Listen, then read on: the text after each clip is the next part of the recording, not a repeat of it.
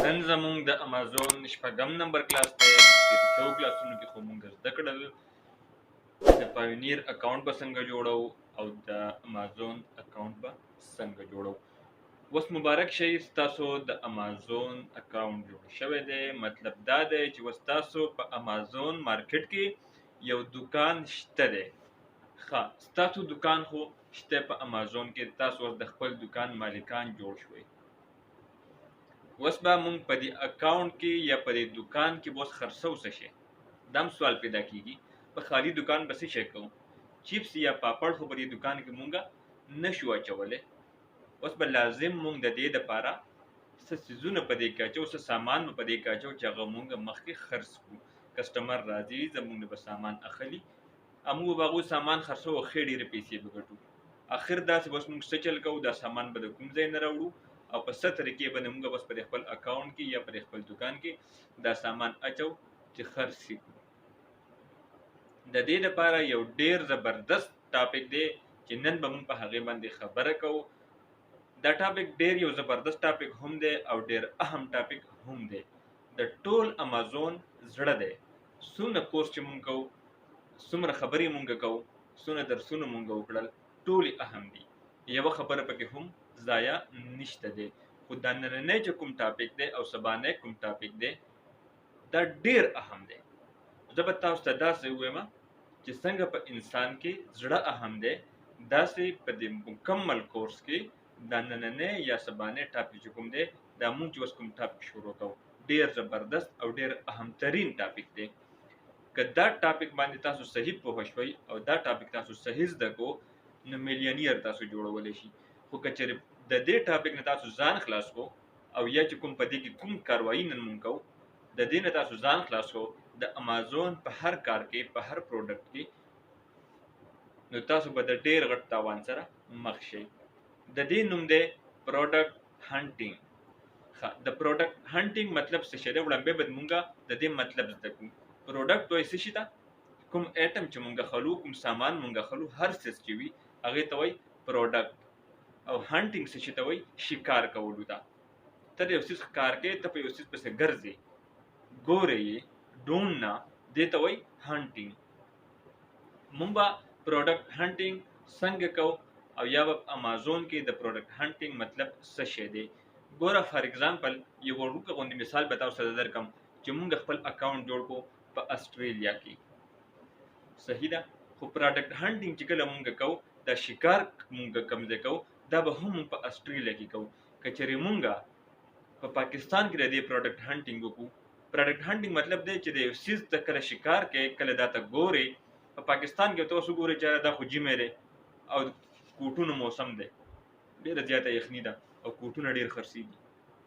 دې شي ته پروډکټ هنټینګ وایي چې د څه شي موسم وي یا د څه شي ټایم وي، یو څیز زیات خرڅېږي او هغه څیز ته راواخلي په خپل دکان کې کښېږدي نو ستا څیز به زیات خرڅ شي. خو که چېرې د دې نه ته ځان خلاص کړي او ستا دکان په اسټرالیا کې دی او ته پروډکټ هنټینګ چې کوم دی په پاکستان کې شروع کړي، د پاکستان مناسبت راواخلي چې یاره دلته خو کوټونه ډېر خرڅېږي او راشه کوټونه راواخله او په خپل اکاونټ کې واچوې، په خپل دکان کې واچوه. نو تا ته به څه شی کېږي؟ په اسټرالیا کې خو ډېره ګرمي وي. فار ایگزامپل هلته خو څوک د کوټونو تپوس نه کوي. تا کوټونه راواخیسته، ښه بلاشه کوټونه دې راواخیسته، په خپل اکاونټ کې دې کېښودل، تصویران دې ولګول په خپل لیسټینګ کې د کوټونو چې یاره ما خو کوټونه راوړلي. کوټونو به خلک څه کوي؟ ته به هلته کې هغه څیز لګوې چې چاته د کوم څیز ضرورت وي. دې څیز ته مونږ پروډکټ هنټینګ وایو. او پروډکټ هنټینګ د دې لپاره بیا موږ څه ټولز یوز کوو. دا ټول نومونه به تاسو ته زه شیر کوم. یو دی جنګل سکاوټ او یو دی والیم 10 هیلیم 10. هیلیم 10 څه شی دی؟ دا زموږ سره یو ټول دی او فری هم دی.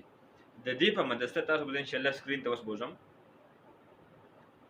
دا پریکټیکل هم وایي خو مخکې د دې لږه تیوري پکار ده چې ستاسو ذهن کې د خبرې راشي. د هیلیم 10 په مدد سره او د جنګل سکاوټ په مدد سره به مونږ څه شی کوو؟ پروډکټ هنټینګ کوو. مونږ به ګوره په اسانه سره یو پروډکټ راواخلو، که هر څیز دی د یو ملک او وړاندې به د هغې لوکیشن سلیکټ کړو، بیا به هغه پروډکټ نوم ولیکو او بیا به چې کله هغه مونږ هیلیم 10 یا جنگل سکاوټ کې شامل کو هغه په سرچینګ وکړي او موږ ته هغه مکمل ډیټیل راوخلي چې دا سیز په دومره مقدار کې خرڅېږي او د دې دومره آرډر راځي. همدغه پروډکټ هانډینګ طریقه ده او ډیر اهم ترین ټاپک دی، ډیر اهم ترین د ټوټل ستاسو مکمل بزنس چې څومره دارومدار دی هغه صرف او صرف په پروډکټ هانټینګ باندې دی. دا به ان شاء الله تعالی ډیر زبردست طریقې سره تاسو زده کوئ. بار بار دا ویډیو وګورئ چې پروډکټ هانټینګ څه شی دی. کله چې موږ پریکټیکل کاروایی شروع کړو هغه کې به دې باندې ډیر زیات دماغ وچلوئ. او پروډکټ هانټینګ چې کوم دی ډیر سيزونه داسې چې هغه خلک ځان خلاص کوي ځا خو د دې نه به ځان نه خلاصوي. یو پروډکټ وګوره، یو ورځ په ولګوه، دوه ورځې په ولګوه، ته په میاشت هم ولګوه. په میاشت کې د یو داسې پروډکټ راواخله چې د هغې په دې ملک کې مقابله کمه ده، څوک زیات نه خرڅوي خو ډیمانډ ډیر زیات دی. مختلف قسم ټولز دي، د هغه ټولز په مدد سره به درته چیک کړي چې د دې ډیمانډ ډیر زیات دی، دا څوک په کم تعداد سره خرڅېږي، مقابله کمه ده، خرڅونکي کم دي او اغوستونکي زیات دي او په دې کې ماته پرافټ مارجن چې کوم دی هغه هم ډیر پریوزي. اوس د دې یو څو طریقې دي. ته به داسې څیز ګورې که نه، داسې پروډکټ ته ګورې چې د هغې قیمت د $30 نه کم وي او د $15 نه زیات وي، د 15 نه والا تر د $30 پورې په دې منځ کې د دې قیمت وي، د دې پرایز وي. په دې څیز کې به ستا فایده وي. که د $30 نه دې قیمت زیات وي نو هغه زیات خلک نه خوښوي، ځکه چې دونه پیسې خو څوک نشي ورکولی. چې د $15 نه کم وي هغه به خلک واخلي، په هغې کې به تا ته پاتې کېږي څه. په $15 کې به تر ایمازون ټیکس ورکړي، سیل ټیکس به ورکړي، د هغوی چې کوم د مزدورانو ټیکس دی هغه به ورکړي، کوم ډیلیوري به تا ورکړله هغه به درنه لاړه شي او څه به راسي ستا به خپله اخیستی هم وي. $15 د هغې قیمت دی نو تا ته به ډالر یا پاتې شي یا به پاتې نه شي. خو چې د $15 نه راغی د $30 پورې قیمت وي نو ټیکسونه به ته هم لاړ شي، پسته چې تا اخیستلی به ته هم لاړ شي او تا ته پکې ښه برابر مارجن هم پاتې شي. دا وړاندې طریقه. دویم د 15-20 طریقې دي انشاءالله په نیکسټ ویډیو کې به تاسو هغه شیر کوم. بل به پکې داسې کوو چې کله موږ یو پروډکټ سلیکټ کوو نو موږ به داسې څیز ګورو چې هغه موسمي نه وي. اوس فار ایگزامپل یو موسم را روان دی، زه به تاسو ته وایم چې د ماسکونو موسم و. کله چې کرونا وه د ماسکونو ډېر ډیمانډ، چې کرونا ختمه شوه ماسکونه ختم، څوک یې تپوس هم نه کوي. اول ډېر زیات ډیمانډ، د داسې څیز نه به ځان ساتئ. بل زه به تاسو ته اوس بل یو څیز ووایم، فار ایگزامپل کوم چې کرسمس ټری ده هغوی په خپل په کرسمس ډے باندې استعمالوي. په کال کې صرف په دسمبر کې په 25 دسمبر باندې هغوی هغه ونه اخلي، د هغه ډېر زیات ډیمانډ وي.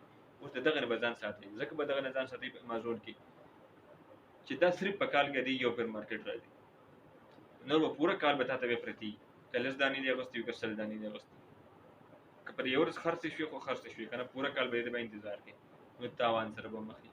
کرایه به درپسې سټارټ وي او څیز به دې خرڅېږي نه. داسې یو څیز ګوره، اوس پینټ شرټ وګوره، کمیز پرتوګ وګوره، بل داسې څیز وګوره که نه دغه ملک مطابق چپل بوټان وګوره یا داسې نور داسې. اوس بل څه درته وایم، په روزمره کې موږ څه شی استعمالوو؟ دا ټوت پیسټ چې کوم موږ استعمالوو که نه د دې خو څه سیزن نشته که نه، دا و چې ختم شي بل لا غواړه، چې ختم شي بل لا غواړه. داسې څیز ګوره. بل به څه شی ګورې، صابون چې کوم دی او خلک استعمالوي، یا داسې نور داسې څیزونه چې هغه په روزمره کې موږ استعمالوو، د کچن چې کوم څیزونه دي یا داسې نور کوم څیزونه دي، داسې څیزونه موږ ګورو، داسې پروډکټ ګورو. خو لازم به دا موږ په دې ټولز کې ګورو چې د دې پراپرټ مارجن موږ ته څونه پاتې کېږي، قیمت یې څومره دی او دغه د موسمي خو نه دی، سیزني خو نه دی. د دغه څیزونه موږ ځان ساتو او پروډکټ هانټینګ چې کوم دی ډېر په صحیح طریقې سره موږ کوو. انشاءالله تعالی نیکسټ کلاس چې کوم دی هغه زموږ پریکټیکل وي، د لیپټاپ سکرین ته به تاسو بوځم او د لیپټاپ په سکرین کې به انشاءالله بیا موږ پریکټیکل کاروایی کوو. او اوس کومه تیوري چې د پروډکټ هانټینګ موږ ووي دې باندې عمل وکړئ او په دې طریقه باندې په خپلو چې څومره پروډکټ تاسو خرڅوئ د دوکان نه مخکې تاسو چې کوم دی د لیسټینګ نه مخکې تاسو به چې کوم دی پروډکټ هانټینګ وکړئ یا به هانټ کوئ او به تاسو وګورئ چې په دې کې ما د پراپرټ مارجن زیات پاتې کېږي که په دې کې د تاوان سره مخ کېږم، نو تاسو بیا د تاوان سره نه مخ کېږئ او تاسو چې کوم اکاونټ دی کوم دوکان دی مخ په وړاندې به ځئ او تاسو نه به غټ بزنس مینان جوړ شي.